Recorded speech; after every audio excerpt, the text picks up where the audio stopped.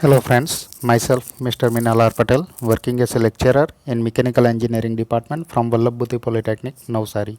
Today I will discuss about the topic properties of material for the subject Material Science and Metallurgy, subject code 3321902. તો મટીરિયલની properties એટલે કે એના ગુણધર્મો તો એ ઘણા પ્રકારના હોય છે. મટીરિયલના ભૌતિક ગુણધર્મ, રાસાયણિક ગુણધર્મ, વીજ ગુણધર્મ, ઇલેક્ટ્રોમેગ્નેટિક ગુણધર્મ, ઉષ્મીય ગુણધર્મ વગેરે, એટલે કે physical, chemical, electrical, electromagnetic and thermal properties. તો આટલા પ્રકારના મટીરિયલના ગુણધર્મ મોટે ભાગે હોય છે. એટલે કે મટીરિયલના ગુણધર્મમાં આ બધા ગુણધર્મનો સમાવેશ કરવામાં આવે છે. તો સૌપ્રથમ આપણે જોઈએ ભૌતિક ગુણધર્મ એટલે કે ફિઝિકલ પ્રોપર્ટીઝ. તો ફિઝિકલ પ્રોપર્ટીઝ ઘણી બધી છે, જેમ કે ચળકાટ, લસ્ટ્રી, રંગ, કલર, ઘનતા એટલે કે ડેન્સિટી, ગલનબિંદુ એટલે મેલ્ટિંગ પોઈન્ટ, પરિમાણ એટલે ડાયમેન્શન્સ, છિદ્રાળુતા એટલે પોરોસિટી, બંધારણ એટલે કે સ્ટ્રક્ચર. તો સૌપ્રથમ જોઈએ આપણે ચળકાટ. તો પ્રકાશનું પરાવર્તિત કરવાની મટીરિયલની સપાટીની જે ક્ષમતા છે એ ક્ષમતા એને ચળકાટનો ગુણધર્મ આપે છે. એટલે મટીરિયલની સપાટીની ક્ષમતાને આપણે ચળકાટનો ગુણધર્મ કહીશું. જનરલી દરેક ધાતુ જે છે તે ચળકાટનો ગુણધર્મ ધરાવે છે, પરંતુ સીસુ એક અપવાદમાં આવે છે. સીસુ એ ધાતુ છે પણ ચળકાટનો ગુણધર્મ ધરાવતું નથી. બરાબર, ધાતુઓ ચળકાટ ધરાવે છે, જ્યારે અધાતુમાં ચળકાટનો ગુણધર્મ હોતો નથી. બરાબર, અધાતુ હોય એટલે કે પ્લાસ્ટિક હોય તો પ્લાસ્ટિકમાં ચળકાટનો ગુણધર્મ હોતો નથી. બરાબર, તેમાં આયોડિન અને ગ્રેફાઇટ અપવાદ છે. એટલે અધાતુમાં ચળકાટ નથી હોતો, પણ આયોડિન અને ગ્રેફાઇટ બે એવું છે કે જે ચળકાટ ધરાવે છે અધાતુ હોવા છતાં પણ. ચળકાટનો ગુણધર્મ મટીરિયલને ધાતુ અને અધાતુ તરીકે વર્ગીકૃત કરવા માટે ખૂબ જ ઉપયોગી છે. એટલે ધાતુ ચળકાટ ધરાવે છે કે નહીં એ જોઈને આપણે એ ધાતુ છે કે અધાતુ છે તે નક્કી કરી શકીએ. એના પછી કલર. એટલે જનરલી સૂર્યપ્રકાશની અંદર મટીરિયલની સપાટી પોતાનો ચોક્કસ રંગ દર્શાવે છે. એ મટીરિયલનો રંગનો ગુણધર્મ કહેવાય છે. ફોર એક્ઝામ્પલ, ગોલ્ડનો કલર પીળો હોય છે, તાંબાનો કલર રતાશ પડતો બદામી હોય છે વગેરે રંગના ગુણધર્મના ઉદાહરણ છે. એના પછી આપણે જોઈએ ઘનતા એટલે કે ડેન્સિટી. તો એકમ કદની ધાતુના વજનને તેની ઘનતા કહે છે. કોઈ પણ ધાતુ જે છે એનું આપણે એકમ કદ લઈએ અને એનું વજન કરીએ તો દરેક જગ્યાએ એ લગભગ સરખું જ થાય છે. એટલે એને આપણે મટીરિયલની ઘનતા તરીકે ઓળખીશું.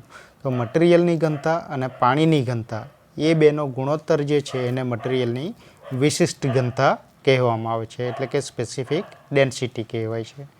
અધાતુની સરખામણીમાં મોટાભાગની ધાતુઓની ઘનતા વધારે હોય છે. એટલે કે ધાતુનું વજન વધારે હોય છે તો અધાતુ કરતાં એની ઘનતા પણ વધારે હશે. ઘનતાનો યુનિટ કેજી પર મીટર ક્યુબ છે. એટલે 1 મીટર ક્યુબની અંદર કેટલું વજન રહેલું છે તે આપણે મેઝર કરીએ તો એ ધાતુનું વધારે થાય છે. એટલે ધાતુની ડેન્સિટી વધારે હોય છે.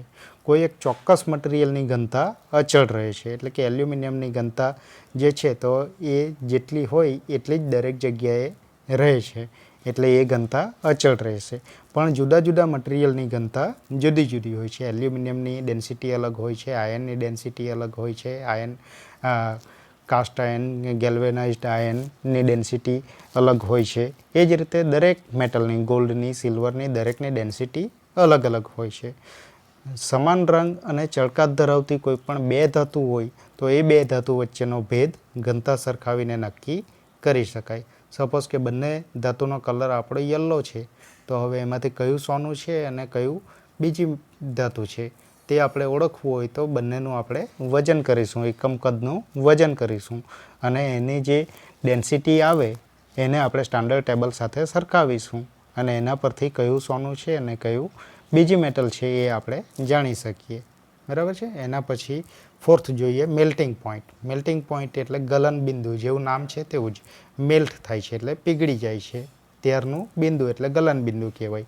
તો જે તાપમાને, જે ટેમ્પરેચર પર ઘન મટીરિયલ પ્રવાહી સ્વરૂપમાં કન્વર્ટ થાય છે તે ટેમ્પરેચરને તેનું મેલ્ટિંગ પોઈન્ટ કહેવામાં આવે છે. સમાન ગલન બિંદુવાળી ધાતુ જે છે એને આપણે પિરિયોડિક ગ્રુપિંગ પ્રમાણે જોઈએ તો એક જ ગ્રુપમાં એ આવતી હોય છે. અને વધારે ટેમ્પરેચરે વધારે સામર્થ્યવાળી ધાતુઓનું ગલનબિંદુ જનરલી ઊંચું હોય છે. એટલે કે ધાતુ જેમ મજબૂત હોય તેમ એનું ગલનબિંદુ પણ ઊંચું હોય છે. એટલે કે એ જલ્દી પીગળતી નથી. એના પછી 5th વન જોઈએ, પરિમાણ. તો મટીરિયલના આ ગુણધર્મમાં કદ, આકાર અને ટોલરન્સીસનો સમાવેશ થાય છે.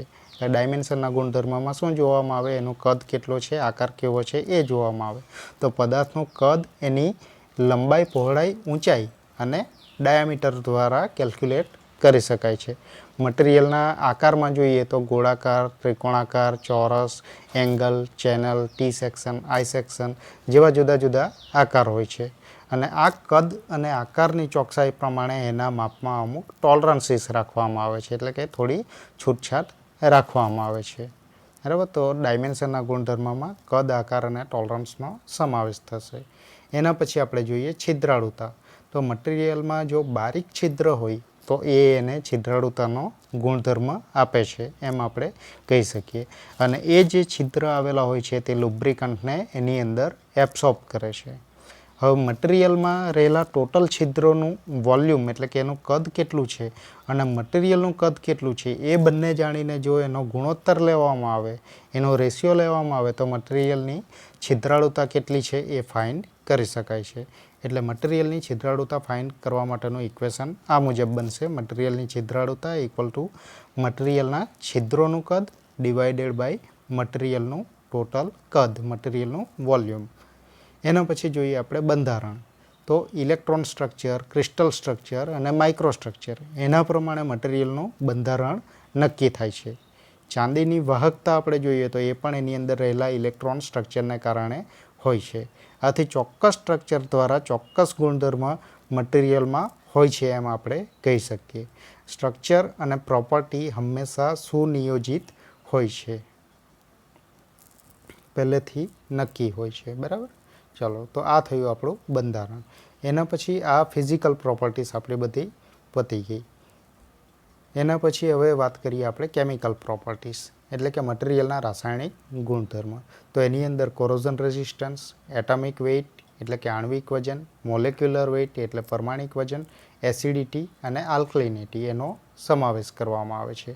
કેમિકલને લગતી પ્રોપર્ટી તો એની અંદર આપણે આ પ્રકારની 5 પ્રોપર્ટી જોઈ શકીએ છીએ. એ સિવાય 6થી આપણે જોઈએ તો એનું કેમિકલ કોમ્પોઝિશન એટલે કે એનું રાસાયણિક બંધારણ કેવું છે એ. બરાબર. તો આને આપણે કહેવું હોય સૌપ્રથમ કે કાટ પ્રતિરોધકતા. તો પહેલાં તો કાટ એટલે શું? બરાબર. કાટ એટલે એક પ્રકારનું ખવાણ, કોરોઝન. તો પદાર્થનું જ્યારે વાતાવરણ સાથે રિએક્શન થતું હોય ત્યારે એનું ખવાણ થાય છે અને આ ખવાણ થતાં એના ગ્રેડમાં ઘટાડો થાય છે. એટલે કે એની કિંમત ઘટે છે. ધાતુ અને અધાતુ એમ બંને પ્રકારના પદાર્થનું કોરોઝન થાય છે. તો ધાતુ અને અધાતુ મટીરિયલ જ્યારે ગેસ અથવા પેટ્રોલિયમ પ્રોડક્ટના કોન્ટેક્ટમાં આવે ત્યારે રાસાયણિક ખવાણ થાય છે એમ આપણે કહી શકીએ. અને ધાતુનો ખાટાશનો જે ગુણધર્મ છે તેને એસિડિટી કહેવામાં આવે છે. હવે એસિડિટી એટલે ખાટાશનો ગુણધર્મ. તો આલ્કલિનિટી એટલે શું? તો એ જે એસિડિટી છે તેને આપણે દૂર કરવાની એટલે કે ખાટાશને દૂર કરવાની, તો એ આલ્કલિનિટી કહેવાય. એટલે પાણીમાં પીગળી જઈને એસિડની ખાટાશ દૂર કરવાના ગુણધર્મને આલ્કલિનિટી તરીકે ઓળખવામાં આવે છે. જુદી જુદી ધાતુના એટમિક વેઇટ એ પણ જુદા જુદા હોય છે. એના અણુઓનું વજન જુદું જુદું હોય છે. જેમ કે આયનનું 26, લીડનું 62, ગોલ્ડનું 79, સિલ્વરનું 17, નિકલનું 28, જસતનું 30 એટસેટ્રા એટસેટ્રા. તો આ થઈ આપણી કેમિકલ પ્રોપર્ટીઝ વિશેની વાત. એના પછી આવે છે ઇલેક્ટ્રિકલ ગુણધર્મ, ઇલેક્ટ્રિકલ પ્રોપર્ટીઝ. તો ઇલેક્ટ્રિકલ પ્રોપર્ટીઝ ઘણી છે જેમ કે વીજ પ્રતિરોધકતા, ઇલેક્ટ્રિકલ રેઝિસ્ટિવિટી, ઇલેક્ટ્રિકલ કન્ડક્ટિવિટી, વીજ વાહકતા, અતિવાહકતા એટલે સુપર કન્ડક્ટિવિટી, અવરોધનો તાપમાન અચળાંક, ટેમ્પરેચર કોએફિશિયન્ટ ઓફ રેઝિસ્ટન્સ, પાર વીજ સામર્થ્ય એટલે કે ડાઇલેક્ટ્રિક સ્ટ્રેન્થ, અવાહકતા એટલે નોન કન્ડક્ટિવિટી. હવે સૌપ્રથમ આપણે જોઈએ ઇલેક્ટ્રિક રેઝિસ્ટિવિટી. રેઝિસ્ટિવિટી એટલે રેઝિસ્ટન્સ ક્રિએટ કરે છે, પ્રતિરોધક છે, વીજનું પ્રતિરોધક. તો મટીરિયલમાંથી પસાર થતા વીજ પ્રવાહને નડતા અવરોધને મટીરિયલની વીજ પ્રતિરોધકતા તરીકે ઓળખવામાં આવે છે. મટીરિયલનું બંધારણ છે, એની સપાટીની પોઝિશન શું છે, ઇલેક્ટ્રિક કરંટની વેલ્યુ કેટલી છે, ફ્રીક્વન્સી કેટલી છે, મિશ્ર ધાતુ અંદર કેટલી એડ કરેલી છે, ટેમ્પરેચર અને એ કઈ કાસ્ટિંગ પ્રોસેસથી બનાવેલું છે, એના પર વીજ પ્રતિરોધકતા ડિપેન્ડ કરે છે. હવે આપણે કેટલીક વિગતો જોઈએ જેને પ્રમાણસર વીજ પ્રતિરોધકતામાં ફેરફાર થાય છે. જેમ કે વાતાવરણના ટેમ્પરેચરમાં થતો ફેરફાર. જો વાતાવરણમાં ફેરફાર થાય તો એની વીજ પ્રતિરોધકતામાં પણ ફેરફાર થાય. મટીરિયલનું ગલનબિંદુ અને ટેમ્પરેચર, તેનાથી પણ એની વીજ પ્રતિરોધકતા પર અસર પડે છે. અને થર્ડ, તાપમાનમાં થતો વધારો, એને આપણે ગરમ કરીએ કે ઠંડુ કરીએ મટીરિયલને તો પણ એની વીજ પ્રતિરોધકતા ચેન્જ થશે. સેકન્ડ છે વીજ વાહકતા, એટલે ઇલેક્ટ્રિકલ કંડક્ટિવિટી. તો પોતાનામાંથી વીજ પ્રવાહને સહેલાઈથી પસાર થવા દેવાના ગુણધર્મને વીજ વાહકતા કહે છે. પહેલું હતું આપણું વીજ પ્રતિરોધકતા, જેમાં અવરોધ થતો હતો, એને અવરોધ નડતો હતો. જ્યારે અહીંયા આગળ કોઈ અવરોધ નહીં નડે પણ વીજ પ્રવાહને સહેલાઈથી પસાર થવા દેવાનો ગુણધર્મ છે તો એને વીજ વાહકતા કહીશું. સૌથી વધારે વીજ વાહકતા સિલ્વરની હોય છે અને સૌથી ઓછી વાહકતા લોખંડની હોય છે. અન્ય ધાતુમાં આપણે જોઈએ તો વાહકના ક્રમમાં તાંબુ, એલ્યુમિનિયમ, મેગ્નેશિયમ, મોલિબ્ડેનમ, ટંગસ્ટન અને ક્રોમિયમ છે. આપણે ઘરે જે ઇલેક્ટ્રિસિટીની લાઈન આવે છે એની અંદર એલ્યુમિનિયમનો જનરલી યુઝ થાય છે. એલ્યુમિનિયમનો કેમ યુઝ થાય છે? સૌથી વધારે વાહકતા તો સિલ્વરની છે અને એના પછી આવે છે તાંબુ અને પછી આવે છે એલ્યુમિનિયમ. પણ સિલ્વર અને તાંબુ જોઈએ તો કિંમતમાં ઘણું કોસ્ટલી છે, એટલે એની કમ્પેરમાં ઓછામાં ઓછું કોસ્ટલી આપણું શું છે? એલ્યુમિનિયમ છે. અને એલ્યુમિનિયમની પણ વાહકતા તો સારી જ છે, એટલા માટે જનરલી એલ્યુમિનિયમનો યુઝ વધારે થાય છે. જ્યાં સ્પેશિયલ રિક્વાયરમેન્ટ હોય ત્યાં આગળ જનરલી કોપરનો યુઝ કરવામાં આવે છે. જેમ કે આપણે પંખાના વાઇન્ડિંગમાં અથવા મોટરના વાઇન્ડિંગમાં એ બધી જગ્યાએ કોપરના તારનો યુઝ કરવામાં આવે છે, કારણ કે એની વાહકતા જે છે તે એલ્યુમિનિયમ કરતાં પણ વધારે છે. આપણે માર્કેટમાં વાયર ખરીદવા જઈએ તો વાયરમાં પણ ક્વોલિટી હોય છે, એલ્યુમિનિયમના તાર હોય છે, કેટલાકમાં કોપરના તાર હોય છે. તો કોપરના તારવાળો વાયર વધારે મોંઘો હોય છે અને એની વાહકતા પણ વધારે હોય છે, એ સારો તાર કહેવાય છે. બરાબર. હવે ચાંદીની વાહકતામાં જોઈએ તો 100% જેવી હોય છે, પણ એ કોસ્ટલી હોય છે એટલા માટે જનરલી ચાંદીનો યુઝ થતો નથી. મટીરિયલની વીજ વાહકતાનો આધાર કેટલીક બાબત પર ડિપેન્ડ કરે છે. જેમ કે ચાર્જ કેરિયરની સંખ્યા કેટલી છે, ચાર્જ કેરિયરની ગતિશીલતા કેટલી છે અને દરેક ચાર્જ કેરિયર દ્વારા વહન કરાતો ચાર્જ કેટલો છે. તો આ બાબત પર એ આધાર રાખશે. એના પછી જોઈએ આપણે અતિવાહકતા, એટલે કે સુપર કંડક્ટિવિટી. હવે કંડક્ટિવિટી તો હતી જ, હવે શું આવે છે? Super conductivity. તો સુપર કંડક્ટિવિટી આપણે કોને કહીશું? અતિવાહક બની જાય, ખૂબ જ પ્રમાણમાં કરંટનું વહન કરે તો એને આપણે અતિવાહકતા કહી શકીએ. એટલે અતિવાહકતા ક્યારે થાય? કે જ્યારે વીજ પ્રતિરોધકતા 0 થઈ જાય. એટલે મટીરિયલની વીજ પ્રતિરોધકતા શૂન્ય થતાં એ અતિવાહક બને છે. અને વીજ પ્રતિરોધકતા વાતાવરણના ટેમ્પરેચર અને મટીરિયલના ગલનબિંદુને સમપ્રમાણ રહે છે. તાપમાન જો વધારે હોય તો વીજ પ્રતિરોધકતા પણ વધારે હોય, એટલે કે કરંટ તમારો ઓછો પાસ થશે. કેટલીક ધાતુ અથવા મિશ્ર ધાતુ એવી હોય કે 0 થી 18 ડિગ્રી કેલ્વિન, એટલે ફોર એક્ઝામ્પલ આપણે પકડી લઈએ કે 0 ડિગ્રીની નજીક, 0 થી 18 કેલ્વિન એટલે એકદમ નાની રેન્જ છે, જેને આપણે કહીએ કે 0 ડિગ્રી કેલ્વિનની નજીક છે. તો એ 0 ડિગ્રી કેલ્વિનની નજીક પોતાની વીજ પ્રતિરોધકતા ગુમાવે છે કેટલીક ધાતુ અથવા મિશ્ર ધાતુ, અને એ અતિવાહક બની જાય છે. અને આ જે અતિવાહક પદાર્થ છે તેનો યુઝ ઇલેક્ટ્રોમેગ્નેટ તરીકે કરવામાં આવે છે. એમાં I²R હીટિંગ અસર જનરેટ થતી નથી અને એમાંથી કરંટ પસાર કરવા માટે પણ ખૂબ જ ઓછા પાવરની જરૂર પડે છે. જનરલી MRI સિસ્ટમની અંદર એનો ઉપયોગ થાય છે, મેગ્નેટિક રેઝોનન્સ ઇમેજિંગ, એની અંદર એનો યુઝ કરવામાં આવે છે. ફોર્થ વન જોઈએ આપણે અવરોધનો તાપમાન અચળાંક, ટેમ્પરેચર કોએફિશિયન્ટ ઓફ રેઝિસ્ટન્સ. પદાર્થના અવરોધમાં પર ડિગ્રી સેન્ટીગ્રેડ ટેમ્પરેચરના ફેરફારે થતી અવરોધની વધઘટને તાપમાન અચળાંક કહેવામાં આવે છે. એટલે શું કે આપણે કોઈ પણ મટીરિયલનું ટેમ્પરેચર 1 ડિગ્રી સેલ્સિયસ વધારીએ અથવા તો 1 ડિગ્રી સેલ્સિયસ ઘટાડીએ પર ડિગ્રી સેન્ટીગ્રેડ, તો એની અંદર અવરોધમાં જે ફેરફાર થાય છે, અવરોધ વધે છે અથવા ઘટે છે, તો એ જે વધઘટ છે એને આપણે ટેમ્પરેચરનો કોએફિશિયન્ટ કહીએ છીએ. તો પદાર્થના જુદા જુદા તાપમાને બદલાતી અવરોધકતાને આ અચળાંક દર્શાવે છે એમ આપણે કહી શકીએ. આ અચળાંકનું ઓછું મૂલ્ય હોવું ઈચ્છનીય છે. હંમેશા એ અચળાંકની વેલ્યુ ઓછી હોવી જોઈએ જેથી તાપમાન વધતા અવરોધમાં બહુ ફેર પડે નહીં અને વીજ શક્તિના લોસીસ તેમજ વોલ્ટેજ ડ્રોપમાં પણ વધારે ફેરફાર નહીં થાય. પાર વીજ સામર્થ્ય એટલે કે ડાઇલેક્ટ્રિક સ્ટ્રેન્થ. તો પદાર્થ કે ધાતુનું વિદારણ એટલે કે રપ્ચર થયા સિવાય અધિકતમ વોલ્ટેજ સહન કરવાની પદાર્થની ક્ષમતાને પારવીજ સામર્થ્ય કહેવામાં આવે છે. ઇન અધર વર્ડ્સ આપણે જોઈએ તો પદાર્થ કે ધાતુમાં ઉચ્ચ વોલ્ટેજ પસાર કરવા છતાં એની અંદર કોઈપણ પ્રકારનું ડિફોર્મેશન થતું નથી અથવા તો તૂટફૂટ થતી નથી. અબ્રખનું પારવીજ સામર્થ્ય ઊંચું છે એટલે કે એની અંદર આપણે વધારે કરંટ પાસ કરીએ તો પણ એ રપ્ચર થતું નથી. પારવીજ સામર્થ્યથી વધારે વીજ દબાણ આપણે આપીએ તો મટીરિયલ વાહકતા દર્શાવે છે. એની જેટલી સ્ટ્રેન્થ હશે, એનું જેટલી કેપેસિટી હશે પારવીજ સામર્થ્યની, એટલું આપણે વીજ દબાણ આપીએ તો એની અંદરથી કરંટ સહેલાઈથી પાસ નહીં થશે. પણ જો એના કરતાં વધારે વીજ દબાણ આપીશું તો મટીરિયલ વાહકતા દર્શાવશે. એના પછી આવે છે અવાહકતા. અવાહકતા એટલે નોન કંડક્ટિવિટી, કંડક્ટિવિટીનું ઓપોઝિટ. એટલે પારવીજ લાક્ષણિકતાને લીધે મટીરિયલ બે ચાર્જ બોડીને જુદી પાડે છે અને સારા પારવીજ ગુણધર્મ માટે મટીરિયલ અવાહક હોવું જોઈએ તો જ એ બે ચાર્જ બોડીને જુદી પાડી શકે. આથી દરેક પારવીજ મટીરિયલ અવાહક મટીરિયલ હોય છે કે જેની અંદરથી ઇલેક્ટ્રિક કરંટ પાસ થતો નથી. આ થઈ આપણી ઇલેક્ટ્રિક પ્રોપર્ટીઝ વિશેની વાત. હવે જોઈએ આપણે મટીરિયલના ચુંબકીય ગુણધર્મ એટલે કે મેગ્નેટિક પ્રોપર્ટીઝ ઓફ મટીરિયલ. તો મેગ્નેટિક પ્રોપર્ટીઝમાં 3 પ્રકારની આવે છે: પરમેએબિલિટી, કોએર્સિવ ફોર્સ અને હિસ્ટેરિસિસ. તો પરમેએબિલિટી એટલે શું? તો B/Hનો ગુણોત્તર. B એટલે ચુંબકીય બળ અને H એટલે ફિલ્ડ સ્ટ્રેન્થ. તો એ બેના ગુણોત્તર તરીકે પરમેએબિલિટીની ડેફિનેશન કરવામાં આવે છે જેને આપણે મ્યુ તરીકે ડિફાઇન કરીએ છીએ. હવે આ જે મ્યુ છે એનું ઊંચું વેલ્યુ મેળવવા માટે નીચેની વેલ્યુ ઓછી હોવી જોઈએ એટલે કે Hની વેલ્યુ ઓછી હોવી જોઈએ અને Bની વેલ્યુ વધારે હોવી જોઈએ.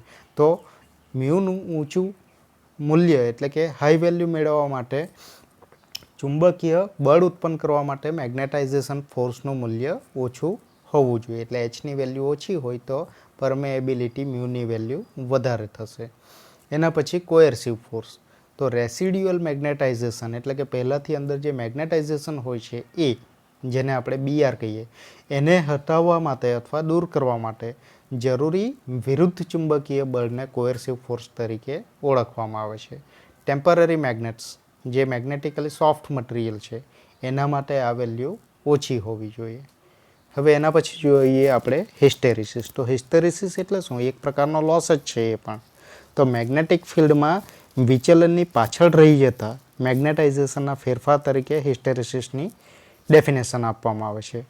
જ્યારે ફેરોમેગ્નેટિક મટીરિયલ વધઘટ થતાં ચુંબકીય ક્ષેત્રની અસર હેઠળ આવે ત્યારે મેગ્નેટિક ઇન્ડક્શનમાં જે ફેરફાર થાય એટલે કે બીમાં થતા ફેરફારને મેગ્નેટિક ફિલ્ડની સામે આલેખથી દર્શાવાય. ઇન્ડક્શનમાં જે પણ ફેરફાર થશે એને Hની સામે આલેખથી દર્શાવવામાં આવશે ત્યારે હિસ્ટેરિસિસ લૂપ મળશે. એટલે એ સાયકલ દરમિયાન લોસ થતી એનર્જી દર્શાવે છે. ટૂંકમાં હિસ્ટેરિસિસ એટલે એક સાયકલ દરમિયાન લોસ થતી એનર્જી, એક ટાઈપનો લોસ છે. આ થયા મટીરિયલના ચુંબકીય ગુણધર્મ. હવે જોઈએ મટીરિયલના ઉષ્મીય ગુણધર્મ એટલે થર્મલ પ્રોપર્ટીઝ, હીટને લગતી પ્રોપર્ટીઝ. તો મટીરિયલના ગુણધર્મ આ રીતે આવશે. થર્મલ પ્રોપર્ટીઝમાં boiling point, freezing point, thermal conductivity, specific heat, thermal expansion, spalling, thermal fatigue, thermal shock etcetera. Boiling point, ઉત્કલન બિંદુ. તો ઉત્કલન બિંદુ કોને કહીશું? જે આપણે પહેલેથી જોતા આવ્યા છીએ. જેમ કે પ્રવાહી ધાતુને જો ગરમ કરવામાં આવે તો એનું સંપૂર્ણ વાયુ સ્વરૂપમાં કન્વર્ઝન થાય છે. તો જે ટેમ્પરેચર પર એ વાયુ સ્વરૂપમાં કન્વર્ટ થઈ જશે એ ટેમ્પરેચરને મટીરિયલનું આપણે ઉત્કલન બિંદુ એટલે કે બોઇલિંગ પોઈન્ટ કહીશું. એવી જ રીતે ફ્રીઝિંગ પોઈન્ટ. તો પ્રવાહી ધાતુનું આપણે ઘનીકરણ કરીશું તો જે ટેમ્પરેચર પર એ ઘન સ્વરૂપમાં આવશે એ ટેમ્પરેચરને આપણે ફ્રીઝિંગ પોઈન્ટ કહીશું એટલે થારણ બિંદુ કહેવાશે. એના પછી આવે છે થર્ડ વન, ઉષ્મીય વાહકતા, થર્મલ કન્ડક્ટિવિટી. તો થર્મલ કન્ડક્ટિવિટી માટેનું ઇક્વેશન અહીંયા આગળ દર્શાવ્યું છે. એમાં હીટ ટ્રાન્સફર રેટનું ઇક્વેશન છે Q equal to KT ADT divide by L. એટલે એ જો છે તે આડછેદનું ક્ષેત્રફળ હોય, L જે છે તે લંબાઈ હોય, DT એટલે તાપમાનનો ફેરફાર હોય, KT એટલે કોએફિશિયન્ટ ઓફ થર્મલ કન્ડક્ટિવિટી હોય. તો હીટ ટ્રાન્સફર રેટ Q આપણને આ ઇક્વેશન દ્વારા મળશે. દરેક ધાતુની ઉષ્મા વાહકતા જુદી જુદી હોય છે.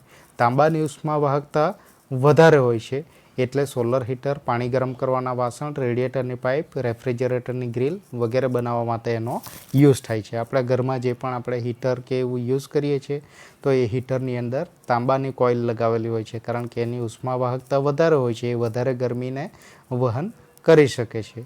એટલે નીચેથી જે પણ બર્નર આપણું ઓન થાય છે તેને કારણે તાંબુ વધારે ગરમ થાય છે અને એની હીટ પાણીને આપી શકે છે વધારે પ્રમાણમાં.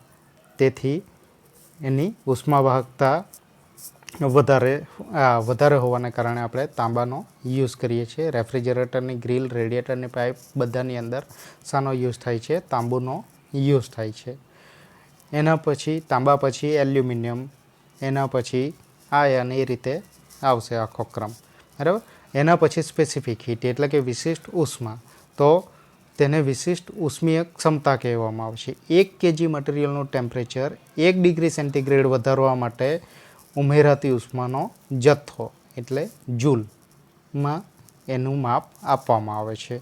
કોઈપણ 1 kgનું મટીરિયલ હોય તો એનું ટેમ્પરેચર આપણે 1 ડિગ્રી સેન્ટીગ્રેડ વધારવું હોય તો એના માટે કેટલી એનર્જી, હીટ એનર્જી આપણે આપવી પડે છે, એટલી હીટ એનર્જીને એની સ્પેસિફિક હીટ કહેવામાં આવે છે, જે જનરલી જૂલની અંદર દર્શાવવામાં આવે છે.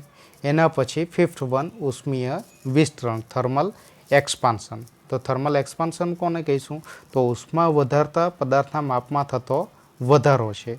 તે આંતરિક આણ્વિક રચના અને અણુઓ વચ્ચેના બળો અને મટીરિયલના સ્ટ્રક્ચર બંધારણ પર આધાર રાખે છે. ઉષ્મા વધારતા પદાર્થનું એક્સપાન્શન થાય છે.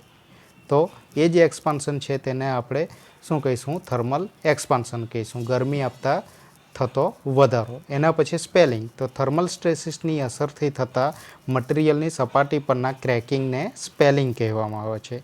આ લાક્ષણિક ઘનતા ઉષ્મીય વિસ્તરણ સાથે સંબંધ ધરાવે છે. તો થર્મલ સ્ટ્રેસીસ એટલે શું કે હીટ આપણે વધારીએ, પાછી ઓછી કરીએ, પાછી વધારીએ, પાછી ઓછી કરીએ, તો એને કારણે શું થશે કે મટીરિયલ ગરમ થશે, ઠંડુ થશે, ગરમ થશે, ઠંડુ થશે. તો એ વારંવાર એના પર સ્ટ્રેસીસ લાગશે, તો એને કારણે મટીરિયલની સપાટી પર ક્રેક પડશે. તો એ જે ક્રેક જનરેટ થાય છે એને સ્પેલિંગ તરીકે ઓળખવામાં આવે છે. એના પછી થર્મલ ફટીગ. તો પુનરાવર્તિત હીટિંગ અને કુલિંગથી થતા પુનરાવર્તિત સ્ટ્રેસીસની યાંત્રિક અસરને થર્મલ ફટીગ કહેવામાં આવે છે. વારંવાર હીટિંગ અને કુલિંગ કરવામાં આવે તો એનાથી વારંવાર સ્ટ્રેસીસ લાગશે અને એનાથી જે પણ મિકેનિકલ ઇફેક્ટ ક્રિએટ થાય છે એ મિકેનિકલ ઇફેક્ટને થર્મલ ફટીગ તરીકે ઓળખવામાં આવે છે. એના પછી થર્મલ શોક. તો ઘનમાં થતી ઇમ્પલ્સ અસર જે એકાએક તાપમાનનો ફેરફાર થતાં ઉત્પન્ન થાય છે તેને થર્મલ શોક કહેવામાં આવે છે. આગળ આપણે જોઈ ગયા કે પુનરાવર્તિત હીટિંગ અને કુલિંગ એટલે ગરમ થાય, પાછું ઠંડુ થાય, ગરમ થાય, ઠંડુ થાય, એ રીતે. પણ અહીંયા આગળ થર્મલ શોક એટલે શું કે ઘનમાં થતી ઇમ્પલ્સ અસર એટલે એકાએક અસર થાય. ડાયરેક્ટલી આપણે ટેમ્પરેચર એકસાથે વધારી દઈએ તો એને કારણે જે પણ ફેરફાર થાય એને શું કહેવામાં આવે છે? થર્મલ શોક કહેવામાં આવે છે. એ જ રીતે અચાનક આપણે ઠંડુ કરી નાખીએ એક જ વખતમાં અને એનાથી પણ જે અસર ક્રિએટ થશે તે થર્મલ શોક કહેવાશે. Okay, thank you.